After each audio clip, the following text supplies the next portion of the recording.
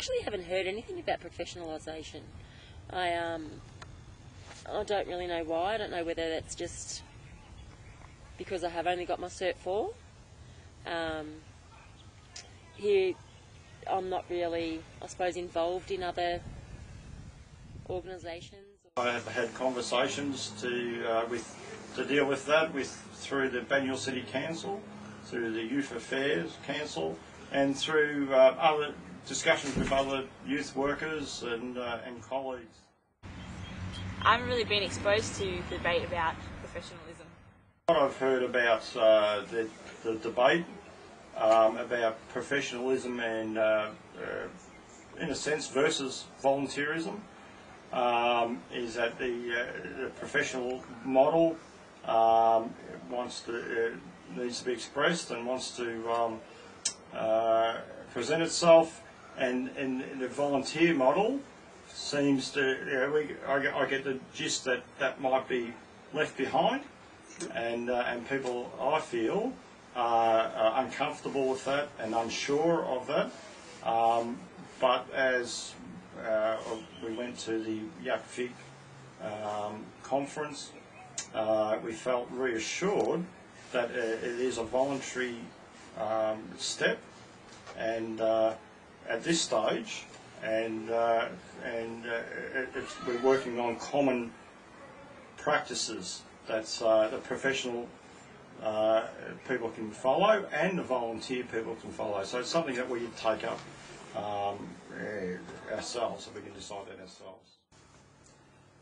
Not being secularly trained in youth work means that I haven't heard much of the debate at all regarding professionalisation of youth workers. For sustained growth within the Victorian youth sector, we need to take into account the place which TAFE qualifications have in a professional association. We also need to consider how courses are accredited and which providers can give those courses to the sector.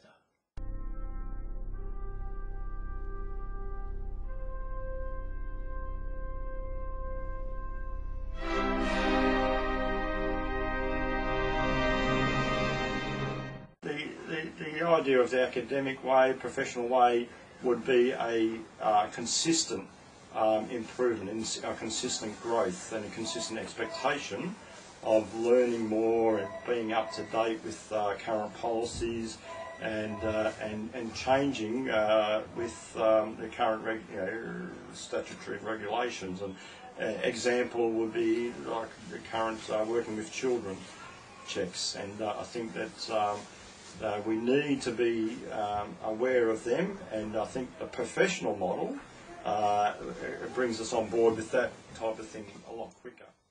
I think professionalism would bring about accountability, but in that it means that there'd be more paperwork, we'd have to wear the right thing, there'd be a lot of more meetings to go to, a lot more work for us. I think professionalisation of the youth industry, for me, I think that would make me more accountable as a youth worker. I think I'd be more recognised, and I think even possibly more informed.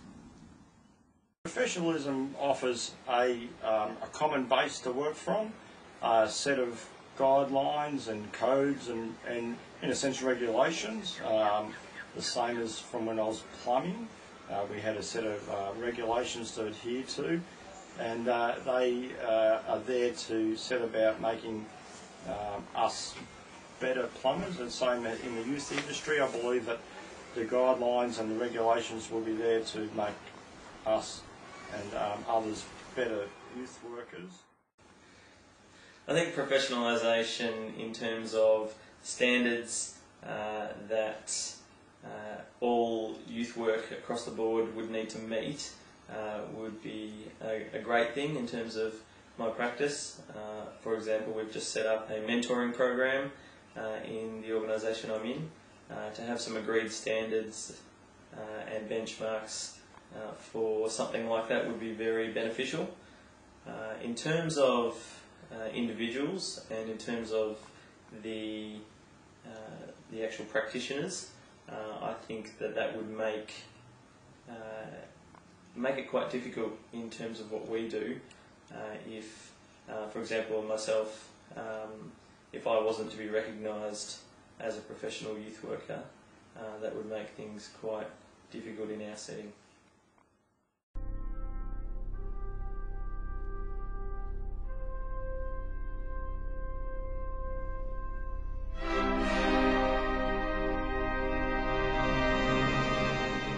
In terms of an overarching ethical practice, I think that it would be a great thing to have for youth workers to have something across the board that they all need to measure up to.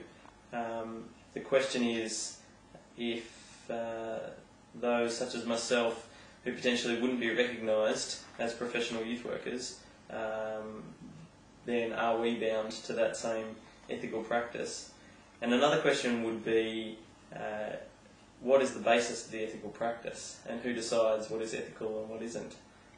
And would potentially I have a different ethical viewpoint, and therefore, even if I was included in such a professionalisation, would I feel comfortable having to adhere to that ethical practice? So there's some questions I would have. I think it would be good to have a code of ethics in the youth sector because it would bring about accountability and an identity for us. But ultimately, I think it would be impossible because the youth sector is just so wide and varied. I think there's some benefits to everyone in the youth industry to abide by certain codes and ethics. What I would not like to see is that stymieing creativity.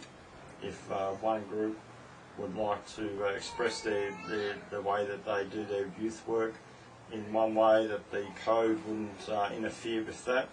But there's certainly some general standards that we all need to abide to. Yes, I do think we should be bound by a code of ethics.